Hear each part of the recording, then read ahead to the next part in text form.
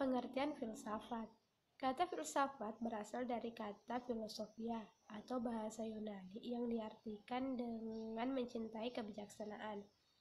Sedangkan dalam bahasa Inggris, kata filsafat disebut dengan istilah filosofi, dan dalam bahasa Arab disebut dengan istilah falsafah yang biasa diterjemahkan dengan cinta kearifan.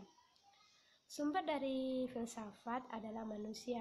Dalam hal ini, akal dan kalbu manusia yang sehat, yang berusaha keras dengan sungguh-sungguh untuk mencari kebenaran, dan akhirnya memperoleh kebenaran. Proses mencari kebenaran itu melalui berbagai tahap. Tahap pertama, manusia berspekulasi dengan pemikirannya tentang semua hal. Tahap kedua, dari berbagai spekulasi disaring menjadi beberapa buah pikiran yang dapat diandalkan. Tahap ketiga, buah pikiran tadi menjadi titik awal dalam mencari kebenaran.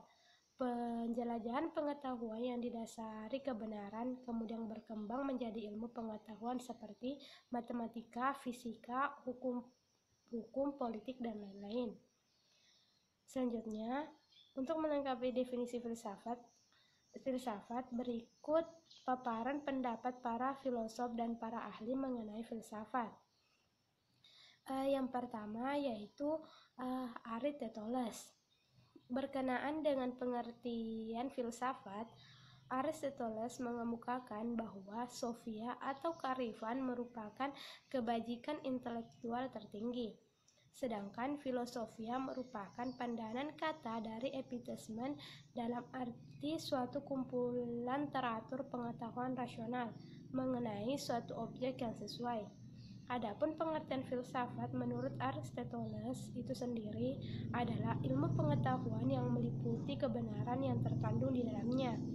Ilmu-ilmu metafisika, logika, retorika, etika, ekonomi, politik, dan estetika. René Descartes.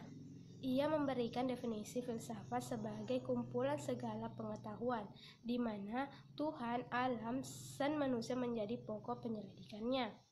Immanuel Kant.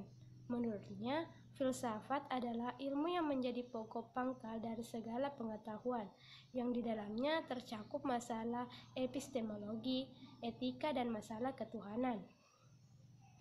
Al-Kindi. Ia adalah seorang filosof muslim pertama. Menurutnya, filsafat adalah pengetahuan tentang hakikat segala sesuatu dalam batas-batas kemampuan manusia. Karena tujuan para filosof dalam berteori adalah mencari kebenaran, maka dalam praktiknya pun harus sesuai dengan kebenaran pula. Al-Farabi. Menurutnya, filsafat adalah ilmu yang menyelidiki hakikat yang sebenarnya dari segala yang ada. Kegunaan filsafat. Kegunaan filsafat dengan memperhatikan definisi filsafat itu sendiri, sesungguhnya sudah dapat tergambar dan dipahami mengenai manfaat atau kegunaan mempelajari ilmu filsafat tersebut. Dengan mempelajari filsafat, paling tidak ada 3 hal yang dapat diambil. Pertama, filsafat telah mengajarkan kita untuk lebih mengenal diri sendiri secara totalitas, sehingga pemahaman tersebut dapat dicapai hakikat manusia itu sendiri dan bagaimana sikap manusia itu seterusnya. Filsafat mengajarkan kita agar terlatih untuk berpikir serius, berpikir secara radikal, mengkaji sesuatu sampai ke akar-akarnya. Kedua, filsafat mengajarkan tentang hakikat alam semesta.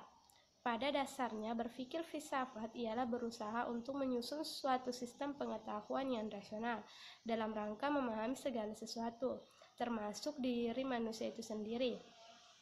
Ketiga, filsafat mengajarkan tentang hakikat Tuhan. Studi tentang filsafat dapat membantu manusia untuk membangun keyakinan keagamaan atas dasar yang matang secara intelektual. Dengan pemahaman yang mendalam dan dengan daya nalar yang tajam, amat akan sampailah kepada kekuasaan yang mutlak, yaitu Tuhan. Objek filsafat.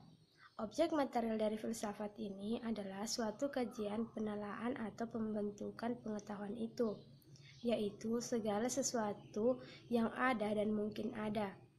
Objek material filsafat ini mencakup segala hal, baik hal-hal yang konkret, nyata maupun hal-hal yang abstrak atau tidak tampak. Objek filsafat ialah yang ada dan yang mungkin ada. Objek filsafat material ini meliputi segala dari keseluruhan ilmu yang menyelidiki segala sesuatu. Hampir senada dengan pendapat bahwa objek filsafat itu dibedakan atas objek material dan non-material. Objek material mencakup segala sesuatu yang ada dan mungkin ada, baik material konkret maupun fisik. Sedangkan objek non-material meliputi hal-hal abstrak dan psikis. Termasuk juga objek non-material ini menurut Muhammad Nur adalah pengertian abstrak logis, konsepsional, spiritual, dan nilai-nilai. Metode filsafat. Metode yang dipakai dalam ilmu filsafat ini sebenarnya sangat banyak, sebanyak para tokoh filsafat atau filosof yang masing-masing memiliki dan menanamkan metodenya masing-masing. Seperti yang dilakukan oleh Socrates dan Plato, maka metode yang mereka pakai dinamai dengan metode kritis. Metode kritis adalah cara kerja atau bertindak yang bersifat analisis. Metode ini dilakukan dengan cara melalui percakapan-percakapan. Socrates tidak menyelidiki fakta-fakta, melainkan ia menganalisis berbagai pendapat atau aturan-aturan yang dikemukakan orang.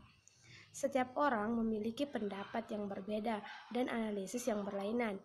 Dengan cara percakapan atau dialog tersebut, Socrates menemukan suatu cara berpikir induksi, yaitu berdasarkan beberapa pengetahuan mengenai masalah-masalah khusus, memperoleh kesimpulan pengetahuan yang bersifat umum. Metode lain yang biasa dipakai dalam ilmu filsafat adalah metode skolastik yang dikembangkan oleh Aristoteles dan Thomas Aquinas. Metode skolastik ini banyak dipakai untuk menguraikan metode mengajar di sekolah atau di perguruan tinggi. Bukan hanya dalam bidang ilmu filsafat saja, melainkan dalam semua ilmu seperti ilmu hukum, ilmu kedokteran, dan lain-lain.